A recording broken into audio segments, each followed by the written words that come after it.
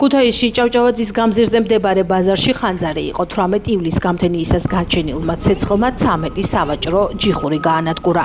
შემთხვევის შედეგად არავინ დაშავებულა, თუმცა მოვაჭრეების თქმით ცეცხლმა მათი კუთვნილი პროდუქცია და ინვენტარი სრულად გაანადგურა. მოვაჭრეების განცხადებით, ბევრისთვის ეს ერთადერთი შემოსავლის წყარო იყო და მიყენებული ზიანი 10,000-ობით ლარს აღწევს. მოვაჭრეები ამბობენ, რომ ამ ეტაპზე მათთვის მთავარი გამოწვევა საქმიანობის აღდგენა და ზარალის შეფასება. ხანძრის გამოწვევ მიზეზებს გამოძიება დაადგენს. დავზარალდეთ ჩანს აიანა. დიახ, რა ასე მუშაობთ თქვენ? თურსაც. და როგორ გაიგეთ ეს ამბავი? დაგვირეკენ რა, ამენ. რა პერიოდი? დილის 2 საათი. არ დაუდევრო ალბათ რაღაც კაბელი ქონდა ალბათ არასანადარდული და რაღაც მოხდა ესეთ რაღაც და გაუთვალისწინეთ.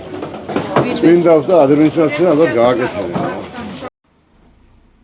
საავტომობილო გზების დეპარტამენტის ინფორმაციით შიდა სახელმწიფოებრივი მნიშვნელობის ქუთაისი წყალტუბო-ცაგერი ლენტეხი ლასტიდის საავტომობილო გზის 98 კილომეტრზე გაწმენდითი სამუშაოები მიმდინარეობს. ადგილზე მობილიზებულია სპეციალური ტექნიკა. შიდა სახელმწიფოებრივი მნიშვნელობის გზის 98 კილომეტრზე გუშინ მდინარის ადიდების შედეგად წყალი გადმოვიდა. უსაფრთხოების მიზნით აღნიშნულ მონაკვეთზე დროებით აკრძალულია ყველა სახის ავტოტრანსპორტის მოძრაობა.